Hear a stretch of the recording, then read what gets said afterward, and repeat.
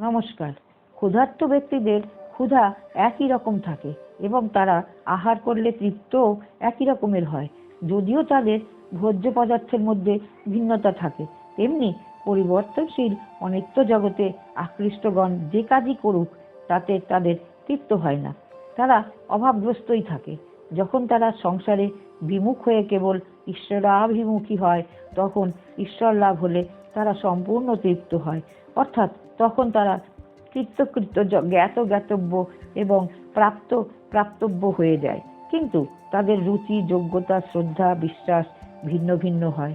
তাই তাদের উপাসনাও ভিন্ন ভিন্ন হয়ে থাকে।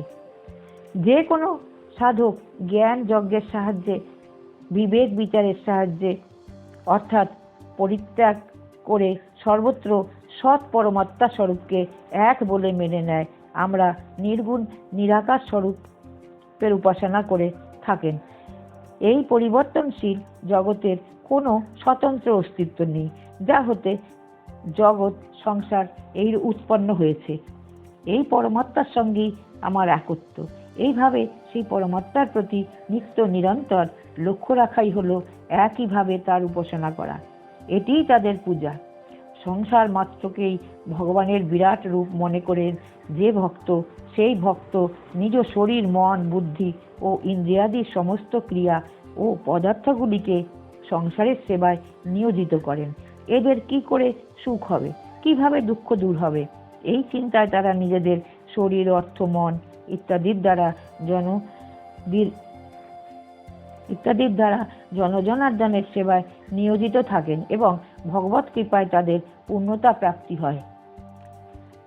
তাদের নিজস্ব রুচি, যোগ্যতা, বিশ্বাস, শ্রদ্ধা অনুসারে পৃথক পৃথক সাধনার দ্বারাই উপাসনা করুক না কেন, তাতে ভগবানের সমগ্র রূপেরই উপাসনা করা হয়। নিজস্ব রুচি, শ্রদ্ধা, বিশ্বাস অনুযায়ী কাউকে সাক্ষাৎ পরমাত্মা স্বরূপ মনে করে তার সঙ্গে সম্পর্ক স্থাপন করলে বাস্তবে সেই সম্পর্ক সাক্ষাৎ সৎ স্বরূপের সঙ্গেই হয়ে থাকে। এ বিষয়ে নিজের মন বা বুদ্ধিতে যেন কোনো প্রকার সন্দেহ না থাকে। যেমন জ্ঞানের সাহায্যে মানুষ সমস্ত দেশ, কাল, বস্তু, ব্যক্তি প্রভৃতিকে এক পরমাত্মা ব্যতীত অন্য কোনো বস্তু, ব্যক্তি, ঘটনা, পরিস্থিতি, ক্রিয়া ইত্যাদির যে কোনো স্বতন্ত্র অস্তিত্ব নেই, এতে তার বিন্দুমাত্র সংশয় থাকে না। সেইরূপ ভগবানই বিশ্বের রূপে প্রকটিত হয়ে আছেন। সুতরাং সবকিছুই ভগবান, এই তত্ত্বে কোনো সংশয় থাকা উচিত নয়। কারণ সব কি করে ভগবান হতে পারে?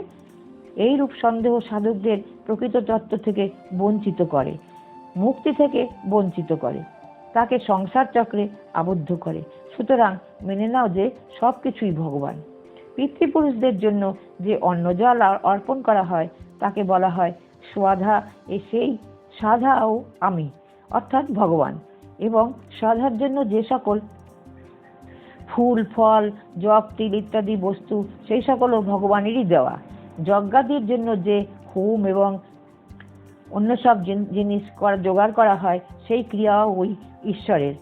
যজ্ঞ, দান ও তপ এই তিনটি নিষ্কাম ব্যক্তিদের মহা পবিত্র করে তোলে। এই পবিত্রতা ও ভগবানেরই স্বরূপ। যজ্ঞের জন্য যে সমস্ত মন্ত্রপাঠ করা হয়, সেই সবই আগে ওম উচ্চারণ করা হয়। এটি উচ্চারণ করলেই বেদমন্ত্রের অভীষ্ট ফল লাভ হয়। তাই যজ্ঞ, দান সবকিছুই ক্রিয়াই ওম উচ্চারণ করে আরম্ভ করতে হয়। জগতে যত প্রকারের বীজ আছে তা সবই ভগবান থেকে উৎপন্ন হয়, ভগবানে অবস্থিত থাকে এবং শেষকালে ভগবানের এই লীন হয়ে যায়। যার অর্থ হলো এই যে জাগতিক বীজ উৎপন্ন হয় আবার নষ্টও হয়ে যায়, কিন্তু ভগবান রূপী অবিনাশী বীজ আদি, মধ্য ও অন্ত একই প্রকার থাকে।